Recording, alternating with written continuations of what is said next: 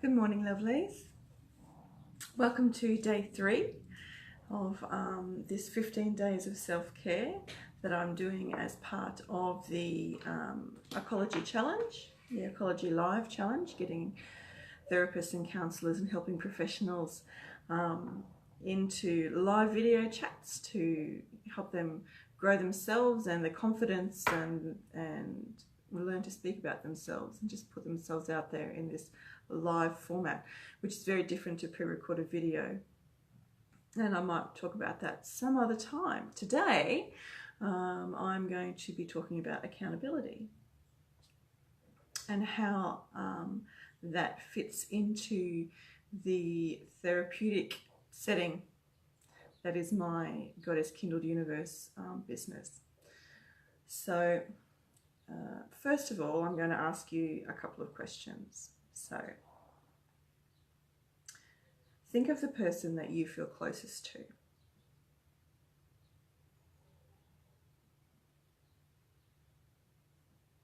Okay. Now I want you to think of the person from whom you feel most divided.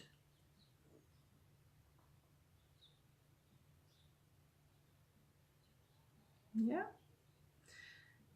And now I want you just to bring to mind someone you feel neither here nor there about.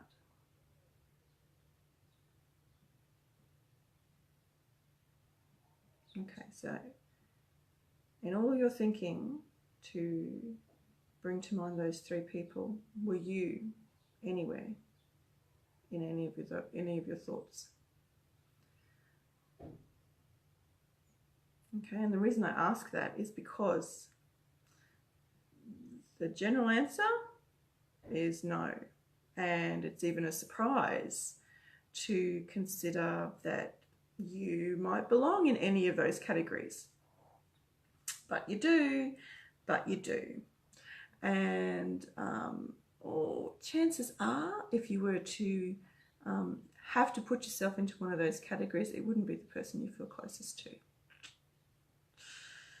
So, have a think about why that is. Why do we feel so detached and so disconnected from ourselves when we're the person we walk around with all day long, from the time we're born to the time we die, and maybe even after that? Because I don't know for sure what happens. Do you? If you do, drop me a note, because I'd really be curious. I love those kinds of conversations. It kind of, gets all cosmic and stuff. So anyway, I wanted to start with those questions just to kind of settle you into this space of thinking about what accountability is. Because what accountability is not is responsibility. Accountability is a spiritual practice. It's a really intimate spiritual practice that few people actually practice because it's hard. Because it hurts, because we're trained from when we're tiny little things to turn away from the shadows, to be scared of the dark, to be positive, positive, positive, positive, because the alternative is terrifying. Now, the reason that our dark parts are so scary and we really don't want to look at them is a real contemplation. And I'm not here to tell you why you're scared of your scary parts, why you're afraid to look into the corners of your spirit. What I do help people with is holding them with enough sense of safety to be able to start to lean into those parts, to turn towards those parts. And it's been a lifelong practice to hold myself. It is possible to hold yourself in that space. It's hard because the person that I find easiest to deceive is myself. I dare say it's the same for most people, because nobody knows what goes on in my head except for me. And so that is why I say accountability is a spiritual practice. Now tomorrow's video, we'll actually do some embodying work and go through something that will help us to sit into that sense of accountability and to build it into, ways to build it into your personal daily spiritual self-care. But that will be tomorrow. Today we're just talking about the idea of accountability and how that fits in your life and how different it is from responsibility. Responsibility is a more physical thing that you can relate to, the world around you, and it's the way that you physically walk through the world. But accountability is something internal. So I know that that's a really big idea, and I've asked you to think about a couple of really kind of big questions. And so I won't do a lot of talking at you today. What I will do is tell you a story so that you can understand how I work with accountability for myself. Because, I'm not going to teach something that I don't practice. Because that's not okay. That's just not okay. I try to walk my talk. And that's part of my personal accountability practice. And it's not easy. I can feel myself blushing. It's not easy. I deceived myself this morning. I deceived myself yesterday. And it's always a practice to come back to this point of, being centered in my body, feeling grounded. And so this is the part where, that base chakra energy comes in that I touched on yesterday when we were talking about the way energy animates us and how I work with energy in a therapeutic context. And so, we go into our base chakra, and that is where all of our feelings of belonging and tribe and security and family, that's where all of that stuff sits. And it relates to, how we feel about our bodies, how we sit our spirits inside of our bodies, how we feel about ourselves, how safe we feel, how insecure we feel. And so, part of the practice that we'll talk about tomorrow is we'll do a grounding practice, because that's really good for seating yourself inside your feelings of accountability, inside all of that lovely, rich, red base chakra energy.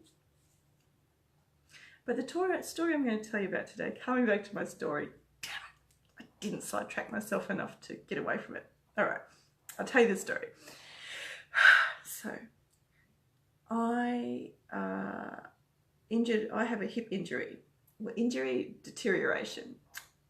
Don't know why really, but it gives me a lot of pain unless I am gentle with myself, unless I take care of myself, move my body in certain ways, and are just really aware of movement and where my body is in relation to everything else.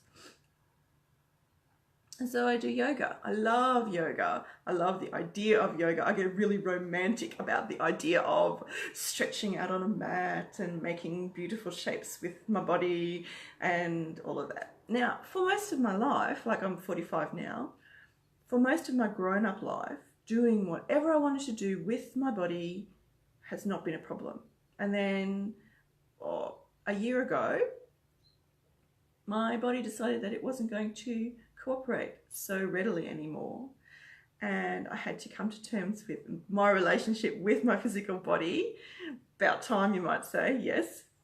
And so I started being really intentional about the way I moved and my practice of yoga, and I committed to a consistent practice, and then I didn't do it, and then I committed to a consistent practice, and then I didn't do it. And so this is me not being accountable. And this is all going on in my head. And so you can see how accountability becomes part of your spiritual practice, because it's you coming back to yourself. It's you coming back to the reasons why you feel the need to deceive yourself, not do the things that are good for you when you know that they are the things that are good for you. Anyway, I've distracted myself again. I'm so good at that. So I joined a yoga class, which is it's not just joining a yoga class. I live in a country where my language is not the language here. So I live in the Netherlands, and my Dutch is not fantastic, and I'm really lazy about practicing it.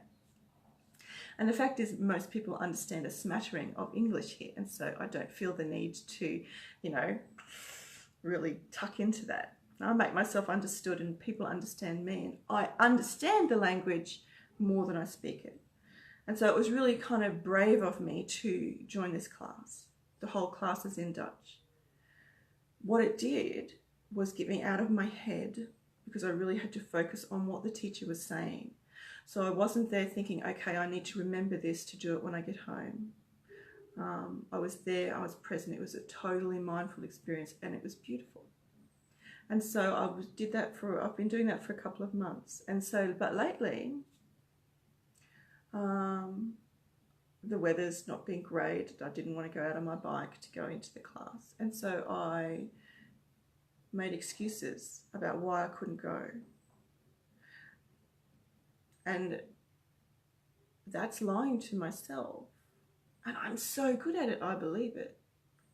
And so what happens is I can either continue to bump up against this resistance, or embrace the possibility that my needs are changing, my needs have changed, and allow my boundaries to be the flexible things that they are supposed to be accountable to all the things that are going on, all of the stuff that I don't want to look at because, I'm not living up to promises or expectations or whatever, and come right into that and go, what do I need? I need to move my body. How can I do that? And find a way to do it. And my yoga teacher has an online school. And there's no reason why I can't do that. But that will bring on a whole lot of other accountability issues with making myself attend class rather than just go, I'll just do a bit more work. That'll happen when it happens. And so this is just a little story about how accountability, or the lack of accountability, is present in my life right now. And I'll wrap the video up with that, because I asked you some really big questions at the start of the video. So do go back and sit with those questions that I've asked you, because tomorrow we're going to do some practice with the answers that you get. So I encourage you to do that. And yeah, so tomorrow will be all about owning your story. And I hope you come back for that, and I'll see you tomorrow. I'm going to get on the yoga mat. No makeup today, because I'm getting on the yoga mat right now. I'll see you tomorrow. Okay, bye.